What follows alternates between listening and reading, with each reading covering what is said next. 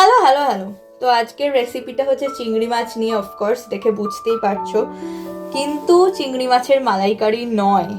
তো জেনারেলি আমরা চিংড়ি মাছ দেখলেই ভাবি চিংড়ি মাছের ভাপা বা মালাইকারি, বাট এটা চিংড়ি মাছের মালাইকারি নয়। এটা হচ্ছে চিংড়ি মাছের একটা ঝোল, একদম প্লেন অ্যান্ড সিম্পল। টোটাল মশলা বোধহয় এই তিনটেই, মানে পেঁয়াজ, রসুন, দুটো মিডিয়াম সাইজের পেঁয়াজ নিয়েছি, হাফ রসুন নিয়েছি, আর তার সাথে 4টে কাঁচা লঙ্কা। এইটাকে ভালো করে পেস্ট করে নেবো, ব্যাস। তারপরে আর বিশেষ মশলা কিছুই নেই। তেজপাতা দেবো জাস্ট, আমি তো গরম মশলাও গুঁড়ো দিই, তোমরা তো জানোই সেটা। সুতরাং খুব ঝামেলার কোনো রান্না নয়। কড়াইটাকে ভালো করে গরম করে নিয়েছি, তারপর দিয়ে দিলাম সর্ষের তেল এবং ধোঁয়া ওঠা পর্যন্ত অপেক্ষা করব। তোমরা সবাই এতদিনে জেনেই গেছো যে আমাদের বাড়িতে আলু ভাজা না হলে কেউ খায় না। সেই কারণে আলুগুলোকে ভেজে নিচ্ছি, আর এইরকমভাবে কেটেছি। বড় বড় আলু এতে দেওয়া যায় না, বা মাছের ঝোলের মতন শুধু ফালি করেও আলু দেওয়া যায় না, তাই জন্য এরকম চৌকো চৌকোভাবে কেটে নিয়েছি। আর তোমাদের বাড়িতে যদি আলু ভাজার ব্যাপার না থাকে তাহলে তোমরা ডেফিনেটলি এই স্টেপটা স্কিপ করতে পারো, কোনো ব্যাপার না। আমি একদম সিমে রেখে, মানে ফ্লেমটা একদম সিমে রেখে আমি ঢাকা দিয়ে ভাজবো, যাতে মোটামুটি 80% মতন বয়েলড হয়ে যায় আলুগুলো। তো আলুগুলো ভাজা হয়ে গেছে, চেহারা দেখেই বুঝতে পারছো যে কতটা ভাজতে হবে। তারপরে চিংড়ি মাছগুলো আমি ভেজে নেব। তবে চিংড়ি মাছ কিন্তু বেশি ভাজবে না, যে কোনো মাছই ভাজলে চিমড়ে হয়ে যায়, মানে বেশি ভাজলে। আর চিংড়ি মাছ তো আরও বেশি, চিংড়ি মাছ এমনিতেই শ্রিঙ্ক করে, তার মধ্যে যদি অনেক বেশি ভাজা হয় তাহলে পুরো রাবার হয়ে যাবে। তো বেশি ভাজবে না, আর ভীষণ ভালো করে পরিষ্কার করবে।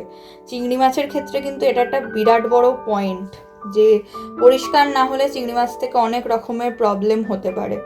আর দেখো, যারা রেগুলারলি রান্না করে, যারা আমার মতন ক্লাস 3 থেকে রান্না করছি, তো আমাদের এগুলো অভ্যেস হয়ে গেছে। আর এখন বোধহয় আমি কলেজের গণ্ডি পেরিয়ে এর গণ্ডিও পেরিয়ে যেতাম যদি আমি করতাম।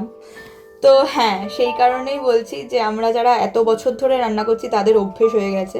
কিন্তু আমার রেসিপিগুলোই ভীষণ সিম্পল রাখার চেষ্টা করি, ঘরোয়া উপকরণ দিয়েই করার চেষ্টা করি। এই হতভাগাকে দেখো কিছুতেই উল্টাচ্ছে না।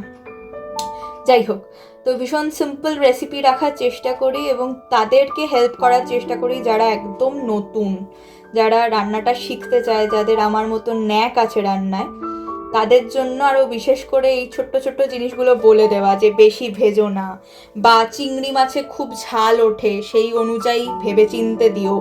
এবং নুনও, চিংড়ি মাছ কিন্তু অলরেডি আমি নুন আর হলুদ দিয়ে মাখিয়ে রেখেছিলাম, সো যখন আমি পরে নুন দেবো তখন কিন্তু আমি খুব ভেবে চিনতে দেবো।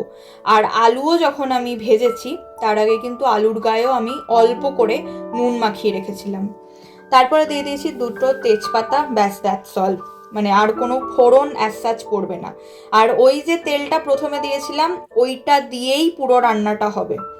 এই যে পেস্টটা দেখো কি সুন্দর দেখতে হয়েছে, আমার দেখেই ভাল লেগে গেল। তো এই পুরো পেস্টটা দিয়ে দেবো, তার সাথে একটুখানি মিক্সি ধোয়া জলও দিয়ে দেবো, কারণ যদি মনে হয় যে তলা লেগে যাচ্ছে বা একটু পুড়ে উঠবে, সেইটা বাঁচানোর জন্য আমি একটুখানি মিক্সি ধোয়া জলও দিয়ে দেবো। তারপর ভালো করে কষে নেব, এটা তো বুঝতেই পারছো। আর কষার সময় আমি নুন, মিষ্টি এবং হলুদ গুঁড়োটাও দেবো। হলুদও আমি চিংড়ি মাছে খুব কম দিই, কম্পারেটিভলি কম দিই। বাকি জিনিসে যতটা করে হলুদ দিই, চিংড়ি মাছে কিন্তু ততটা হলুদ দিই না। আমি চোখের আন্দাজেই দিচ্ছি নুনটা, যদি কেউ না বুঝতে পারো তাহলে অল্প করে প্রথমে দিও, আর একদম শেষে যখন পুরোটা হয়ে যাবে তখন নামানোর আগে একবার নুন মিষ্টিটা চেক করে নিও। এবং হ্যাঁ, আমি কিন্তু চিনিও দিচ্ছি। আমি একদম পুরোপুরি বাঙাল, তারপরেও আমি বলছি যেরকম পায়েসে নুন দেয় জাস্ট ওই ব্যালেন্সটা আনার জন্য, সেরকম আমি মাছেও কিন্তু মিষ্টি দিই। এটা শুনলেই হয়তো অনেকে আমাকে মারতে আসবে, কিন্তু কিছু করার নেই। আর আমি যেহেতু লঙ্কা দিয়েছিলাম, কাঁচা লঙ্কা পেস্টের মধ্যে, তাই জন্য আমি কিন্তু আর শুকনো লঙ্কা গুঁড়ো বা কাশ্মীরি মির্চ কোনো কিছু ইউজ করিনি। একদম সিম্পলি এটাকে কষে এরকম তেল ছেড়ে আসা পর্যন্ত ওয়েট করেছি।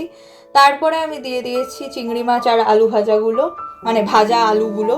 এবার দিয়ে দেবো জল, জলটাকে আমি গরম করে নিয়েছি, নিয়ে জল দিয়ে দেবো। আর তোমাদের বাড়িতে কজন রয়েছে এবং কতটা চিংড়ি মাছ বানাচ্ছ সেই অনুপাতে জলটা দেবে।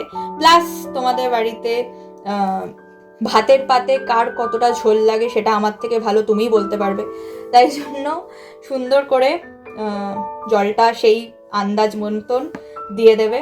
তারপরে ফুটে উঠলে এবং সেদ্ধ হয়ে গেলে, চিংড়ি মাছ খুব নরম মাছ, খুব ফাস্ট হয়ে যায়, আর আলু তো 80% হয়েই গেছিলো। তো ফুটে উঠলে গ্যাসটা বন্ধ করেও দিতে পারো, বা খুব সিমে রাখা অবস্থাতে একদম অল্প আঁচেও গরম মশলা গুঁড়োটা দিয়ে নিতে পারো। তার সাথে দিয়ে দিতে পারো ঘি গরম মশলার কীরকম টেস্ট হয় এটা সবাই জানে, এটা আলাদা করে বলে দেওয়ার কিছু নেই। ব্যাস, ইউর ডান, তোমার রান্না রেডি, একদম রেডি টু সার্ভ। আর আমি একটু ঢাকা দিয়ে রাখছি, তো জাস্ট গন্ধটা একটুখানি ইনফিউজড হয়ে যাওয়ার জন্য। জানিও রেসিপিটা কেমন লাগলো। Till then, tata.